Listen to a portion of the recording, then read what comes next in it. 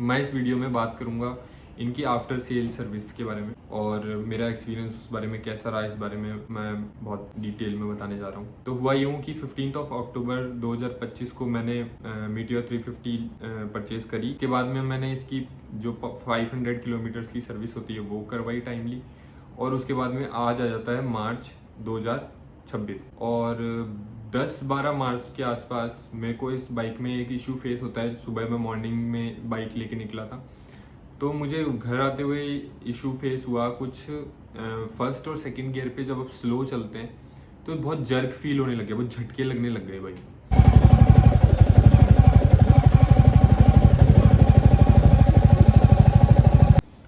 तो मैंने इसको बिल्कुल भी इग्नोर ना करते हुए, क्योंकि रॉयल एनफील्ड है, दूसरे ही दिन मैं शाम को, मैं थोड़ा लेट हो गया तो शाम के टाइम मैं उनके वर्कशॉप पे पहुंचा करीबन 5 बजे, और उन्होंने एक मैकेनिक को बुलाया और उन्होंने कुछ तो क्लच उधर उन्होंने टाइट वाइट करी कुछ तो, और उन्होंने बोला हो गया सही है, आप चला के देख लो।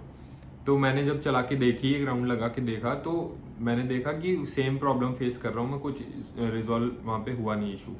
तो मैं उनके पास वापस गया, तो उन्होंने बोला कि साहब आप कल आ जाओ और आप कल दिखा लेना और हम कर देंगे। तो उसी दिन शायद उन्होंने अपॉइंटमेंट बुक करी थी, मुझे अच्छे से याद नहीं है। और उसके बाद में जब मैं दूसरे दिन गया उनके पास, तो उनको मैंने बताया, जो एडवाइज़र थे मेरे, उन्होंने देखी बाइक, उन्होंने भी ऑब्जर्व किया कि बाइक के आरपीएम्स बहुत फ्लक्चुएट कर रहे हैं।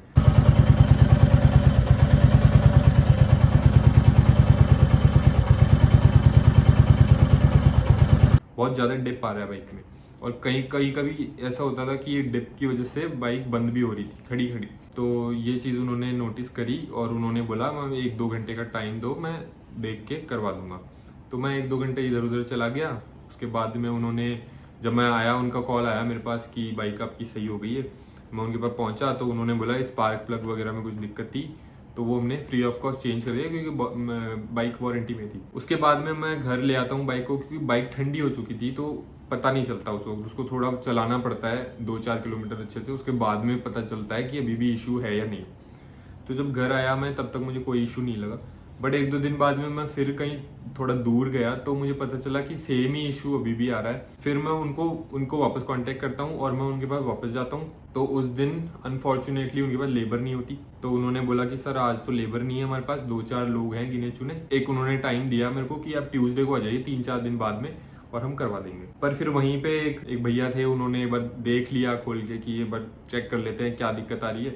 तो उन्होंने जो थ्रॉटल बॉडी होती है वहाँ पे उनको थोड़ा एडजस्ट करके देखा अपना मॉनिटर वगैरह लगा के, तो आरपीएम बहुत फ्लक्चुएट कर रहा था, तो उन्होंने उसको एडजस्ट किया थोड़ा, और उन्होंने बोला अब सही हो गई, कोई दिक्कत नहीं है। फिर मैं जब वापस चला के देखी मैंने, तो मैंने उनको बताया कि सेम ही प्रॉब्लम अभी भी आ रही है। तो उन्होंने बोला आप उसी दिन आ जाइए जिस दिन लेबर आ जाएगी, ट्यूसडे। अब कल ट्यूसडे था, कल मैं इनके पास फिर से गया, तो इन्होंने फिर वही बात बोली कि साहब लेबर नहीं है। मैं कहा लेबर नहीं है, बट मैं डेली डेली रोज़ रोज़ नहीं आ जा पाऊँगा, क्योंकि मैं भी एक स्टूडेंट हूँ, मेरी भी लाइफ हैम्पर हो रही है इस बाइक की वजह से, और वहाँ पे सुनने वाला कोई है नहीं, उनके सर पे चढ़ना पड़ता है तब जाके वो कोई बात को मानते। तो उनको बहुत बोलने के बाद में उन्होंने फिर से वही सेम चीज़ करी, उन्होंने थ्रॉटल बॉडी फिर से थोड़ा एडजस्ट करी, और उन्होंने जो वहाँ के जो है जो देख रहे थे मैकेनिक्स वगैरह को, उन्होंने बोला कि इसका थ्रॉटल बॉडी एक बार पूरा खोल के, जो विंड पाइप है शायद वो उसको खोल के और उसको एक बार वापस ढंग से फिट कर दो तो सही हो जाएगी। उन्होंने मैकेनिक ने जैसा उन्होंने बताया वैसा वैसा किया, और उन्होंने बोला कि बाइक आपकी सही हो चुकी है। तब तक मैं वहीं खड़ा था और मेरा 3 से 4 घंटे इसमें जा चुके थे। फिर मैंने बाइक चलाई और फिर सेम प्रॉब्लम। फिर उन्होंने मैकेनिक को साथ में भेजा कि आप एक बार चला के देख के आओ कि ये क्या इशू आ रहा है। तो जब मैंने चलाई, मैंने उनको दिखाया कि देखो ऐसे ऐसे फर्स्ट सेकंड गियर पे अगर धीरे चलती है, सेकंड गियर पे 20-25 की स्पीड में चलती है तो बहुत ज़्यादा झटके दे रही। तो उन्होंने बोला कि ये तो नॉर्मल चीज़ है, क्योंकि 2 लोग बैठे हैं तो ओवरलोड होगी ऑब्वियसली, तो झटके देगी, ये उन्होंने बोला। बट बाइक मैं अकेला चलाता हूँ और मुझे अकेले को भी झटके दे रही है, और अगर ऐसे स्प्लेंडर इससे बेटर है, अगर ये रॉयल एनफील्ड अगर ऐसे झटके देगी तो इससे तो स्प्लेंडर रख लूँगा मैं। फिर 2.5 लाख रुपए की बाइक मैंने क्यों ली फिर झटके खाने के लिए? और 1500 किलोमीटर चली है सिर्फ, ऐसा भी नहीं है कि मैंने बहुत रगड़ा हो बाइक को निकालने के बाद। 1500 किलोमीटर सिर्फ आसपास में घूमने के लिए बाइक निकलती है, और कोई काम नहीं है बाइक का, कहीं नहीं जाती बाइक को, कुछ नहीं हुआ, किसी को मैं देता नहीं हूँ, मैं खुद ही चलाता हूँ, मैं ही ओनर हूँ उसका। तो उन्होंने ये बात बोली। बट फिर जैसे ही हम वर्कशॉप पहुँच रहे थे तो उन्होंने क्लच एंगेज कर रखा था और गाड़ी बंद पड़ गई। तो मैंने बोला अब देखो गाड़ी बंद हो रही है। तो उन्होंने बोला हाँ ये तो प्रॉब्लम है, तो आप एक बार उनको बता दो, जो भी अंदर हैं उनके सुपरवाइजर हैं, तो उनको बता दो। तो मैंने उनको बताई ये बात है। तो उन्होंने बोला कि थोड़ा टाइम लगेगा, तो आप एक काम करो उसको कल लेके आ जाओ, क्योंकि आज हमारे पास आज भी इतनी लेबर नहीं है हमारे पास, जो एक्सपर्ट लोग हैं वो नहीं है, तो कल आ जाओ आप और कल इसको हम कर देंगे। तो मैंने बोला साहब आप रख ही लो इसको, अब 2-3 दिन रखो, आप अच्छे से चलाओ इसको 20-30-50 किलोमीटर, बट मेरे को सही करके दे दो। तो 2.5 लाख रुपए मैंने लगाए हैं इसमें, तो बाइक रख लो बट आप मुझे सही करके दे दो। और अब जितने दिन लेने हैं आपको उतने दिन लो, आप 2-3-4 दिन में आप इसको अच्छे से फिक्स कर दो, बट मेरे को बार बार ना आना पड़े, क्योंकि यहाँ आने से मेरा कम से कम डेली के 2-3-4 घंटे आराम से जाते। तो उन्होंने बहुत रिक्वेस्ट करने के बाद में उन्होंने बाइक रखी, और उसके बाद फिर मुझे उसी शाम उनका कॉल आता है, बोले बाइक आपकी सही हो चुकी है। मैंने उनसे पूछा कि अपने बाइक में क्या किया, क्या प्रॉब्लम आई। तो उन्होंने बोला उन्होंने मैकेनिक ने किया है अभी, आप एक बार टेस्ट ड्राइव लेके देख लेना, और अगर आपको सही लगती है तो आप ले जाना कल आके बाइक। मैं आज पहुंचा 10:30 बजे के आसपास, आज भी 1.5 घंटे तक मेरा वहाँ पे रहना रहा। उसके बाद में जब मैं पहुंचा वहाँ पे, उन्होंने बोला टेस्ट ड्राइव लेके देख लो आप। मैंने घुमाई, फिर से थोड़ा भगाई उसको 70-80 के आसपास, थोड़ा इंजन उसका हीटअप हुआ। उसके बाद सेम इशू वापस परसिस्ट कर रहा। फिर मैं उनके पास वापस गया, मैंने उनको बोला भैया कुछ भी नहीं किया आपने, सेम प्रॉब्लम आ रही है वापस। तो उन्होंने बोला कि जो हमारे सुपरवाइजर है आप उनको लेके जाओ, एक बार वही करेंगे जो भी करेंगे, एडवाइजर ने बोला ही मुझे। तो आप सुपरवाइजर को एक बार बिठा के लेके जाओ और फिर उनको दिखाओ क्या प्रॉब्लम आ रही है। तो मैंने उनको बोला कि आप एक बार चलो मेरे साथ। तो उन्होंने किसी बंदे को फिर से भेजा, किसी मैकेनिक को, और वो मैकेनिक मेरे साथ में गया। उसने मैकेनिक ने बाइक चलाई, तो वो थोड़ा स्पीड में चला रहा था, ऑब्वियसली नहीं पता चलेगा उससे। मैंने उनको बोला थोड़ा धीरे चलाओ इसको, तो पता चलेगा आपको। तो उन्होंने बोला एक बार आप चला के देखो। मैंने चला के देखी, तो मैंने फर्स्ट सेकंड गियर पे जैसे रखा उसको, तो मैंने बोला कि ऐसे ऐसे हो रहा है। फिर उन्होंने बाइक चलाई, फिर उन्होंने भी वो झटके महसूस करे। उसके बाद में उनसे भी बाइक चलती चलती बंद हो गई, फर्स्ट गियर में क्लच एंगेज्ड, और गाड़ी बंद हो गई। फिर हम वापस शोरूम गए, उनके वर्कशॉप गए। वहाँ पे सुपरवाइजर ने फिर किसी और मैकेनिक को मेरे साथ भेजा, और अब मैकेनिक ने चला के देखी बाइक। तो एंड में जाके इस मैकेनिक ने बोला कि हाँ प्रॉब्लम है, और उसने सुपरवाइजर को सेम बात कन्वे करी कि ऐसे ऐसे दिक्कत आ रही है, गाड़ी चलते चलते बंद हो रही है फर्स्ट सेकंड गियर पे, और झटके भी खा रही है।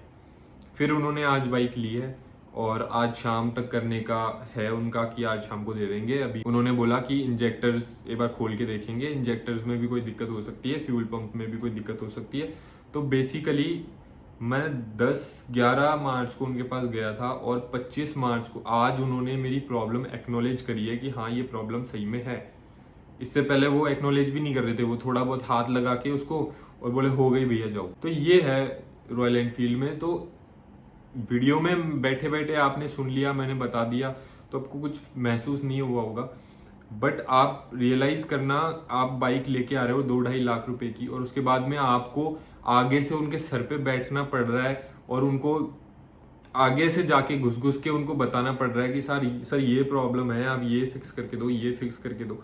10 बार एक ही चीज को आप बताओगे, उसके बाद में कोई उसका रेजोल्यूशन होगा, वरना नहीं होगा। ये मेरी बहुत बड़ी शिकायत रही है रॉयल एनफील्ड से, और अभी मैं रिग्रेट कर रहा हूँ कि मैंने रॉयल एनफील्ड क्यों ली, जबकि मेरे फ्रेंड्स ने रिकमेंड की थी मुझे कि go for CB350, Honda is much more reliable then आरी।